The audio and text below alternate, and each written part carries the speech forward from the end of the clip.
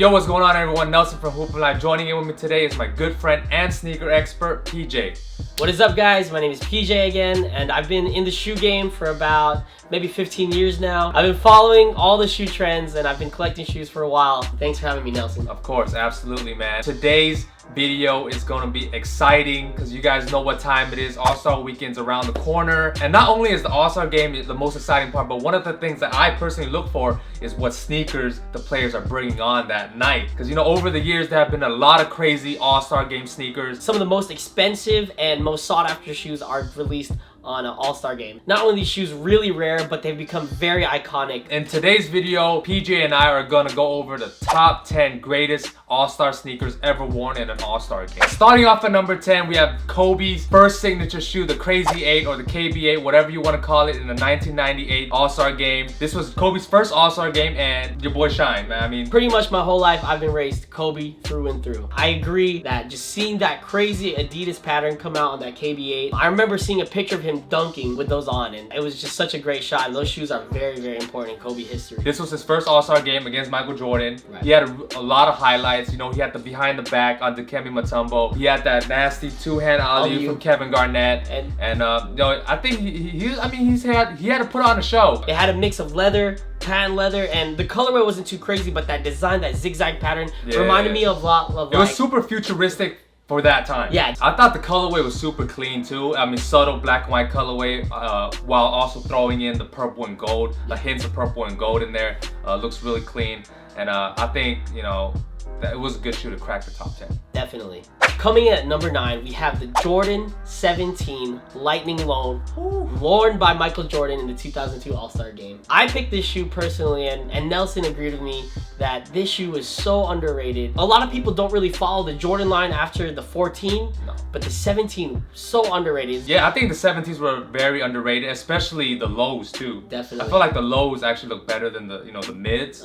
For him to wear the lightning pair, the white and yellow pair in the All-Star game, that's different. It's different. Also, what's really cool is they're actually bringing that back this year. They're doing, Soulfly is doing their own edition of the 17s, and it's an all yellow pair, so that's gonna be a hard cop, but it's great shoe. Lightning gonna be striking. Yeah. Coming in at number 8 might be the shiniest shoe of all time. We have Chris Webber in the Dada CDUBBZ in the all chrome colorway. This was a crazy shoe because, you know, Dada wasn't really a big brand. No. Chris Webber was probably in his prime during this time.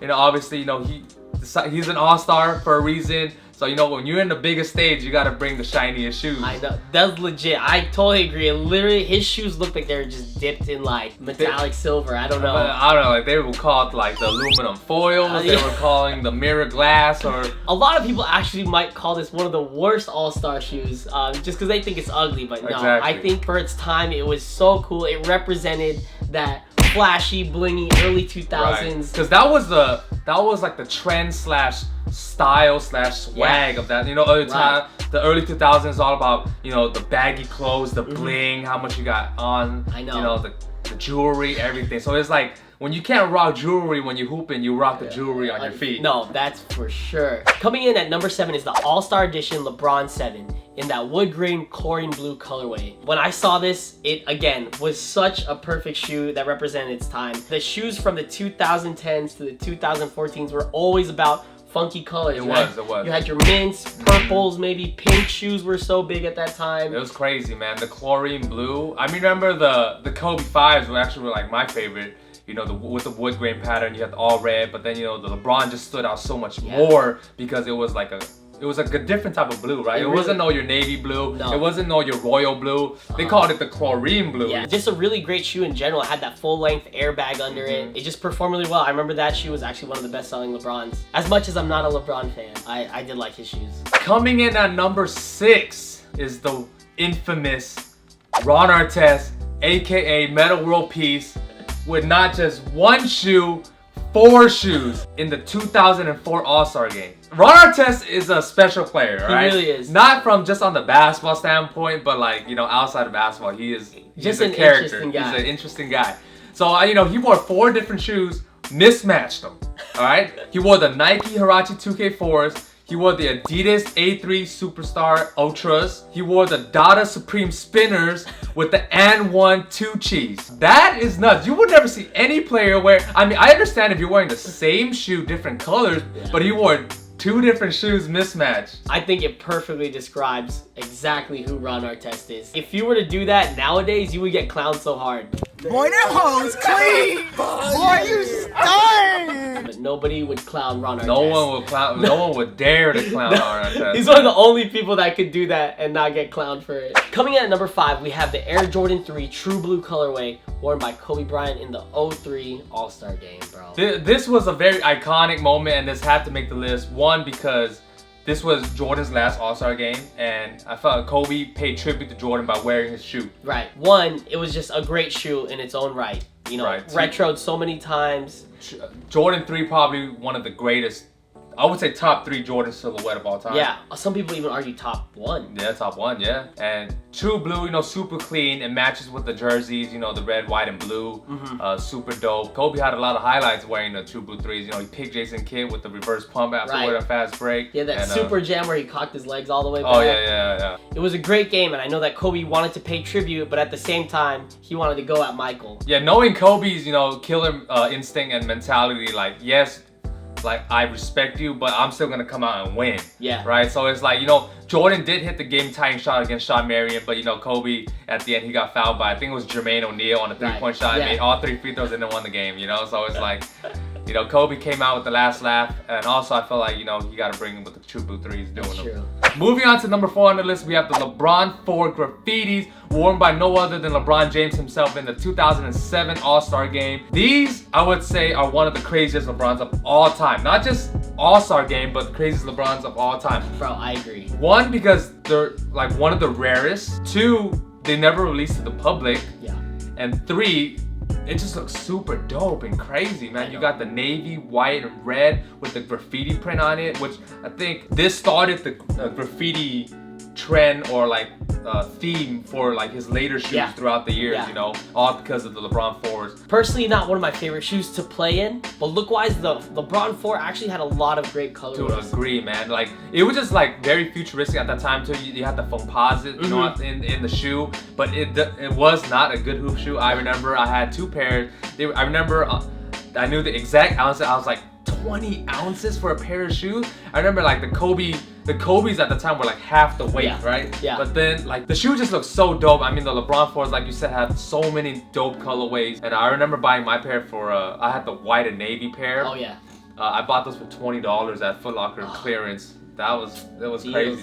Just a super steal. But I think the Graffiti 4s, man, I think one of my favorite LeBrons of all time. Moving on to number 3, we have the T-Mac 3 Mismatch. Man, I remember these, man. I was in 5th grade, I remember, and one of my friends just copped the T-Mac 3s, and I was so jealous that he had them. But I remember watching the All-Star Game and just seeing T-Mac. I can see it in my head still, just flying through the air on the putback dunk off the backboard. Oh my God. The red and the blue shoes on each foot. What? It's like, I feel like it was every kid's poster back in the day. Yes. This was the second putback dunk, or the second off the backboard dunk that he did. When T-Mac did it, you know, having the red one and the blue one in the All-Star Game, I had to do it too. Like, cause I remember going out playing this kids league, and I was on the red team, so I already had the all red T-Mac 3s, because those were my in-game shoes. Because I was wearing the full red everything. And then right after, when T-Mac wore the Mismatch in All-Star Game in the red and the blue, I had to, you know, go get the blue pair too. So then I started wearing the Mismatch shoes, and then everyone was clowning me. They're like, "Yo, Nelson, what are you doing, man? Why are you wearing 2 different color shoes? Like, you look dumb, you look stupid." And I was like, "You don't know, man. You don't know the swag, man." Shout out to T-Mac, man. He brought the swag in me. Yo, speaking of that, I think I somehow have mine. No way. Let me go check. Bang, bang, yo, here it is, man. I wasn't kidding. These weren't the ones I wore when I was a little kid. I love these shoes so much that when I grew up, I bought another pair. But these were a classic, man. You got the patent leather, and it just shines so epically. I know. It's like, these things are so glossy, so shiny. Again, as you guys can see, these are kind of beat up and dusty. I don't know if you guys can see it that well, but these took a beating, man. They're like tanks. Yes. Like they hold up. Again, they're not the greatest breathing shoe. Oh. Your feet will definitely be sweating in these. But I remember just the swag on these shoes You know, if you had these, you were the coolest kid. Adidas were amazing back in the early 2000s. I agree, man. They might not age well, but these are still fire. Hey, heat check on these, man. What y'all think? Moving on to the number 2 spot, we have the Air Jordan 11 Columbia colorway, worn by no other than Michael Jordan himself, the GOAT. This was a really classic shoe because, you know, besides 1985, 1987 All-Star Game, Jordan had only wore black shoes in the All-Star Game, and it looks hella clean. You know, you got the all white with the Columbia blue to match with the jerseys worn that year when the game was playing in San Antonio, Texas. Though I think those are one of the best looking All-Star Game jerseys. Mitchell and Ness retroed those jerseys, and they are fire. I remember my dad had a picture of that All-Star Game, and I just grew up seeing those jerseys, that teal. He was there? No. Oh, no. He just like he was there. Damn. He used to just collect sports pictures. I remember just having that image, just growing up, seeing those clean teal and white jerseys, and it would fit perfectly with those Columbia 11s. Would you say Columbias are a top 3 Jordan 11? That's tough.